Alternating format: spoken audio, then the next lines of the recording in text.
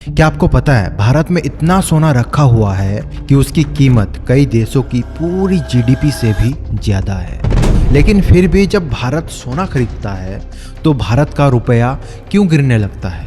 नरेंद्र मोदी जी ने ये कहा, साल भर तक घर में कोई भी फंक्शन हो सोना नहीं खरीदेंगे। देखो पैनिक नहीं होना है, इसके पीछे का रीजन जानना है। आखिर ऐसा क्या है इस गोल्ड में कि सरकार को कहना पड़ रहा है कि आप गोल्ड को थोड़ा कम खरीदिए?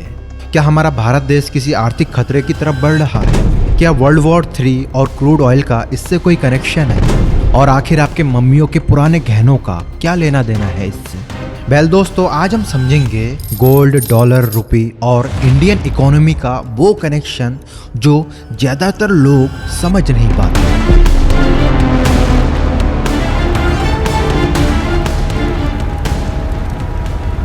देखो, भारत में सोना सिर्फ ज्वेलरी नहीं है, ये है एक इमोशन। बेटे की शादी हो, सोना चाहिए।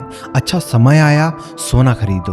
पैसा बचाना है या सेव इन्वेस्टमेंट करना है तो सोना खरीदो। एक रिसर्च के अकॉर्डिंग गांव में अभी भी लोग बैंक से ज़्यादा भरोसा सोने पर करते हैं, क्योंकि जब दुनिया बदलती है, सरकार बदलती है, करेंसी गिरती है, तब भी गोल्ड की वैल्यू बनी रहती है। और यही कारण है कि सदियों से गोल्ड को सेफ्टी करेंसी माना गया है। चलो ये तो अच्छी बात है, लेकिन असली प्रॉब्लम है क्या? पुराना सोना नहीं, दादी का हार नहीं, मम्मी की ज्वेलरी नहीं। समस्या शुरू होती है जब भारत हर साल विदेश से नया गोल्ड खरीदता है, क्योंकि भारत अपने इस्तेमाल के लिए ज़्यादातर सोना खुद नहीं बनाता, बल्कि वो विदेश से इंपोर्ट करता है। और यहीं पर दोस्तों पूरा खेल बदल जाता है। मान लो आपका घर है जिसमें महीनों की इनकम 50,000 आती है। अब उसी पैसे से आपको राशन खरीदना है, बिजली का बिल देना है, बच्चों के लिए एजुकेशन फी देना है, पेट्रोल लेना है और भी कई सारी चीज़ें जो डेली लाइफ में चाहिए होता है, उस पर ट्रेड करना है। लेकिन अगर आप उस इनकम का बहुत बड़ा हिस्सा ज्वेलरी खरीदने में लगा दो तो बैड टाइम में क्या करोगे? इमरजेंसी में क्या करोगे? बहुत ज़्यादा दिक्कतें शुरू हो जाएगी, राइट?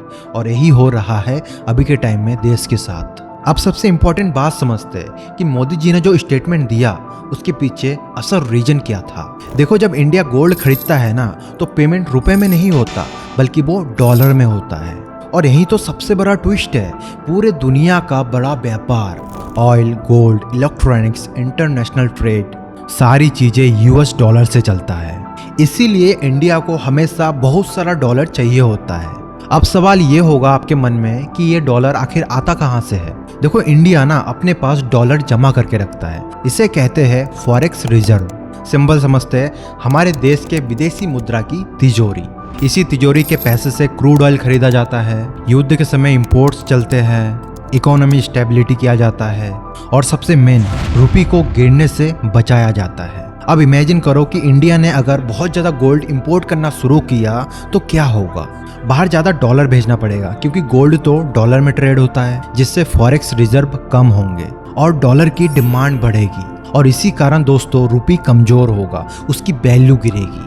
यानी $1 अगर 83 रुपये का था, वो अब बढ़ के $1 95 रुपये हो जाए तो इसका सिंपल सा मतलब है कि अब इंडिया को कोई भी चीज़ विदेश से इंपोर्ट करने के लिए ज़्यादा रुपए देना पड़ेगा। अब लोग सोचते हैं कि रुपए की वैल्यू गिर गई तो हमें क्या, हम तो देश में रहते हैं। लेकिन ये सोच गलत है, क्योंकि असली असर तो अब शुरू होता है। देखो, इंडिया अपना क्रूड ऑयल, गैस, इलेक्ट्रॉनिक्स और कई दवाइयाँ बाहर से इंपोर्ट करता है, यानी बाहर से खरीदता है, राइट? तो जब डॉलर महंगा होता है ना तो ये सारी चीज़ें भी महंगी होने लगती है। यानी पेट्रोल महंगा, डीजल महंगा, गैस सिलेंडर महंगा, फ्लाइट महंगी, मोबाइल्स महंगे, और फिर शुरू होती है हमारे देश में महंगाई। अब इन सारी चीज़ों में वॉर कहाँ से आ गया, आप ये सोच रहे होंगे। समझो इस चीज़ को, अगर मिडिल ईस्ट ये युद्ध बढ़ाता है तो ऑयल सप्लाई ऑटोमेटिकली खतरे में पड़ जाती है, और जैसे ही ऑयल कम होता है तो क्रूड ऑयल की कीमतें ऑटोमेटिकली एक्सप्लोड हो जाती है।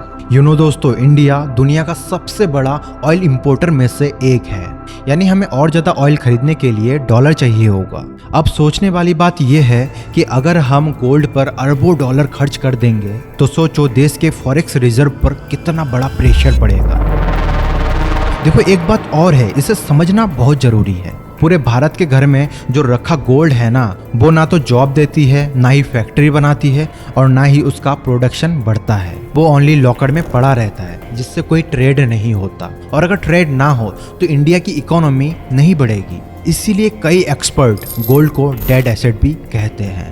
अब तुम कंपेयर करो कि जितने भी पैसे का गोल्ड हमारे इंडिया के लॉकर में बंद है, अगर उस वैल्यू का पैसा बिजनेस में लगे, स्टार्टअप में जाए, फैक्ट्री बने, इंफ्रास्ट्रक्चर बने, रोजगार जनरेट हो, तो हमारे इंडिया की इकोनॉमी को कितना बड़ा फायदा होगा।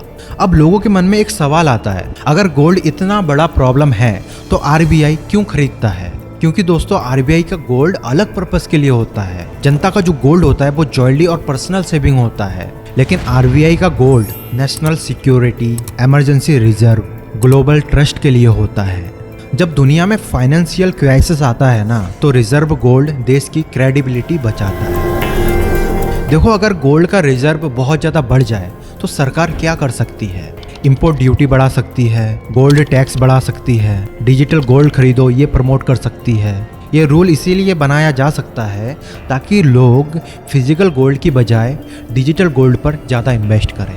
लेकिन वो ऐसा नहीं करेगी, पता है क्यों? क्योंकि इंडिया में गोल्ड सिर्फ एक गोल्ड नहीं है, बल्कि वो माता पिता का इमोशन है, शादी की परंपरा है, बेटी की सुरक्षा है, पूरे परिवार की इज्जत है। इसीलिए दोस्तों सरकार भी जानती है कि गोल्ड पर सीधा बैन लगाना इम्पॉसिबल है। इसलिए आप पैनिक मत होइए, बट चीज़ों को समझिए कि क्यों सरकार हमें गोल्ड को कम खरीदने के लिए बोल रही है। लास्ट में मोदी जी के इस बयान को ब्रेक डाउन करता हूँ। देखो, सिंपल सी बात है, सरकार एक ही मैसेज देना चाहती है देशवासियों को। जब वॉर प्रेशर हो, ऑयल क्राइसिस हो, डॉलर प्रेशर हो, रूपी कमजोर हो रहा हो, तब हमें अननेसेसरी गोल्ड खरीदना कम करना चाहिए और देश का सपोर्ट करना चाहिए। क्योंकि जब जब हम गोल्ड खरीदेंगे ना, तब तब हमारे इंडिया का विदेशी मुद्रा बाहर जाएगा और हमारे रुपए की वैल्यू गिरेगी, जिससे हमारे देश को काफ़ी नुकसान होगा। Well, do subscribe for more, और अगर आप फेसबुक में देख रहे हो तो फॉलो जरूर करना। Thank you so much. जय हिंद। मिलता हूँ जल्द।